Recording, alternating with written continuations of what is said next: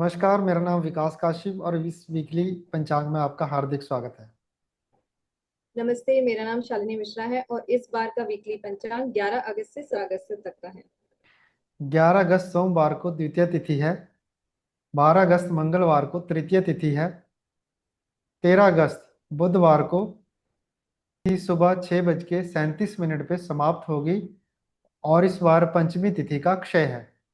14 अगस्त गुरुवार को षष्ठी तिथि है। 15 अगस्त शुक्रवार को सप्तमी तिथि है। 16 अगस्त शनिवार को अष्टमी तिथि है और 17 अगस्त रविवार को नवमी तिथि है। आगे हम बात करेंगे राहु काल की। जी। जी, राहु काल की कब कब राहु काल इस हफ्ते पड़ेगा वो सारी आपको डिटेल्स जो है वो डिस्क्रिप्शन में मिल जाएंगी, तो प्लीज डिस्क्रिप्शन चेक करें।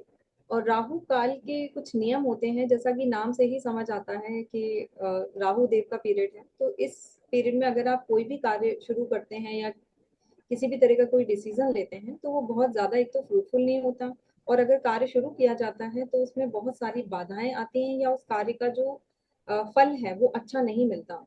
तो कोशिश करें कि राहु काल को अवॉइड करें कोई भी मेजर या इम्पोर्टेंट डिसीजंस लेने के लिए या काम शुरू करने के लिए। जी। जी। आगे हम बात करेंगे योग की। तो सबसे पहले है सर्वार्थ सिद्धि योग।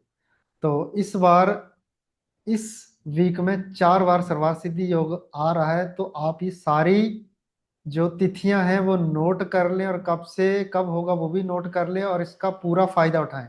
पहला है 12 अगस्त मंगलवार को 11:52 से लेके 13 अगस्त बुधवार को सुबह 6:02 तक। दूसरा है 14 अगस्त गुरुवार को सुबह 6:03 से 15 अगस्त शुक्रवार को 6:03 तक।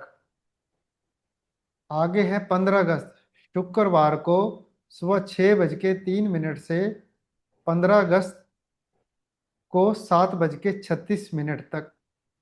और अगला है 17 अगस्त रविवार को सुबह 4:38 से 6:04 तक।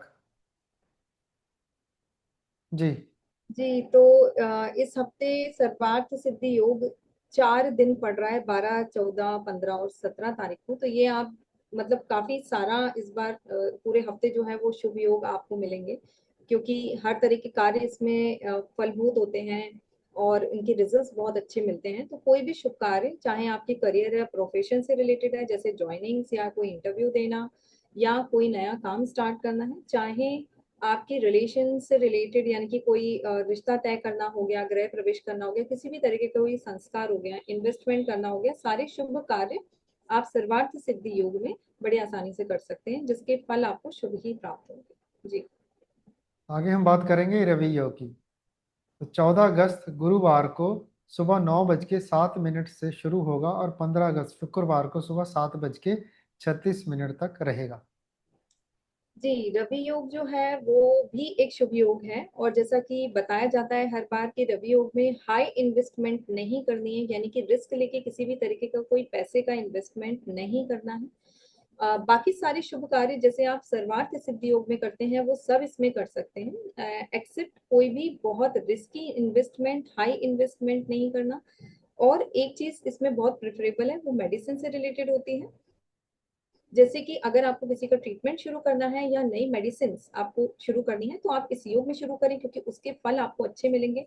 रोगी जो होते हैं वो स्वस्थ होते हैं, जो भी आप मेडिसिन ले रहे हैं उसके फल जो है, उसके रिजल्ट जो है वो अच्छे से बेहतर तरीके से काम करती है। और मेडिसिन से रिलेटेड अगर आप कोई काम शुरू करना चाहते हैं तो भी ये योग आपको बहुत सपोर्ट करेगा और अच्छे रिजल्ट देगा। जी। आगे हम बात करेंगे इस हफ्ते की प्रमुख तिथियां, व्रत और त्योहार। तो इस हफ्ते को अगर हम व्रत का हफ्ता भी बोलेंगे तो सही रहेगा, क्योंकि 12 अगस्त मंगलवार को श्री गणेश चतुर्थी का व्रत है। जी, गणेश चतुर्थी का व्रत इस बार 12 अगस्त मंगलवार को पड़ रहा है और गणेश जी के जन्म उत्सव के रूप में इसको मनाया जाता है। अ, गणेश जी जो हैं, गणपति जी जो हैं वो विघ्नहर्ता हैं, सिद्धिदाता हैं। साथ ही साथ ये कोई भी कार्य सिद्धि के लिए गणेश जी को पूजा जाता है। और क्योंकि ये विघ्नों का नाश करते हैं और कार्य में सफलता दिलाते हैं, तो इनके जन्मदिन के रूप में इसको मनाया जाता है। जीवन के संकटों से मुक्ति पाने के लिए इस व्रत को करना चाहिए। जितने भी बिजनेस क्लास लोग हैं या अपना बिजनेस स्टार्ट कर रहे हैं और किसी भी तरह की कोई ऑब्स्टिकल्स या कोई रुकावटें आ रही हैं, उनको ये व्रत जरूर करना चाहिए। साथ ही साथ गणपति जी जो हैं वो बुद्धि के देवता हैं, तो जो भी स्टूडेंट्स हैं, जो भी कॉलेज के हैं या स्कूल के स्टूडेंट्स हैं, वो भी इस व्रत को कर सकते हैं। उनको उनको भी इस व्रत के करने से काफी सारे जो फल हैं अच्छे वो प्राप्त होंगे, जैसे कि बुद्धि हो गया, विवेक है, या जो भी जीवन में शुभता है कार्य से संबंधित, वो सब आती है गणपति जी के चतुर्थी व्रत को करने से। जी। आगे 14 अगस्त गुरुवार को चंदन षष्ठी व्रत है और इसी दिन पंचक समाप्त होंगे सुबह 9:06 पे। जी, चंदन षष्ठी व्रत जो है वो भगवान कार्तिकेय को समर्पित है, जो गणपति जी के भ्राता हैं, और ये दिन उन्हीं के लिए रखा जाता है। इस व्रत को करने से विशेष रूप से कहते हैं संतान सुख या संतान की रक्षा होती है, रोग से मुक्ति मिलती है। भगवान कार्तिकेय की एक तरह से कृपा प्राप्त करने के लिए इस व्रत को किया जाता है, संतान की लंबी आयु के लिए किया जाता है, और इस व्रत को करने से साहस, बल, विजय जो है वो प्राप्त होती है, यानी कि उसका प्रतीक है ये। अब खास तौर पे जो महिलाएं हैं वो इस व्रत को अपनी संतान के लिए ही करती हैं, यानी कि उनकी प्राप्ति या उनकी रक्षा के लिए करती हैं। इसको लेके एक पौराणिक कथा भी जुड़ी हुई है कि देवताओं और असुरों के बीच में भीषण युद्ध हुआ था, और असुरों का जो राजा था तारकासुर, उस वो बहुत ही ज्यादा शक्तिशाली था। उसे केवल भगवान शिव के पुत्र द्वारा ही मारा जा सकता था, ऐसी भविष्यवाणी हुई थी। तो माता पार्वती ने तपस्या करके कार्तिकेय को जन्म दिया, और कार्तिकेय बड़े हुए तो उन्होंने तारकासुर का वध किया, और साथ में ये जो दिन है वो विजय का प्रतीक बन गया। तो इस व्रत को को याद करके किया जाता है। जी। मैं दर्शकों को जानकारी देना चाहता हूँ कि ये चंदन षष्ठी का व्रत हिमाचल में बहुत ज़्यादा मनाया जाता है। आगे हम बात करेंगे 15 अगस्त शुक्रवार को श्री कृष्ण जन्माष्टमी व्रत है।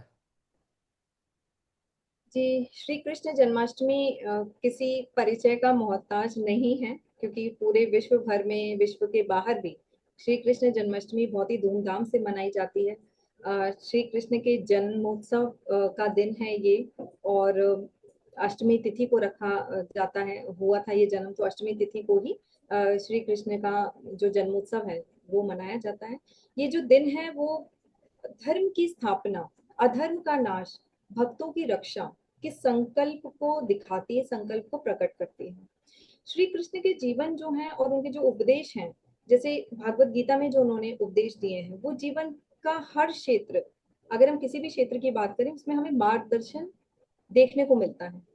और इसको हम इस पर्व को, इस दिन को हम भक्ति, प्रेम और सत्य से जोड़ते हैं, सत्य का प्रतीक मानते हैं।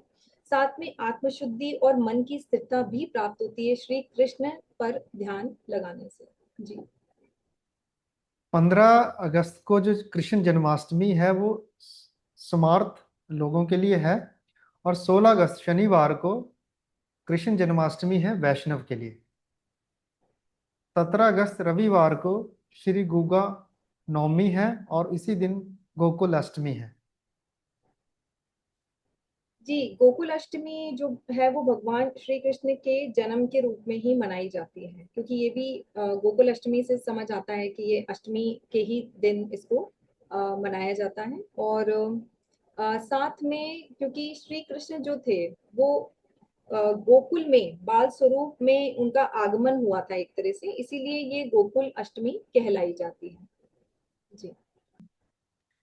तो इसी के साथ इस हफ्ते का वीकली पंचांग यहीं पे समाप्त होता है। नमस्कार। जी, तो आप इसी के साथ हमारे चैनल को लाइक करें, सब्सक्राइब करें, कमेंट करें। अगर आपको कोई नई जानकारी चाहिए तो उसके लिए आप सुझाव भी दे सकते हैं कि हमें क्या क्या वीकली पंचांग में ऐड करना चाहिए जो आपके लिए यूजफुल हो। और इसको सभी के साथ शेयर करें, क्योंकि बहुत सारी जानकारी इसमें हम देते हैं।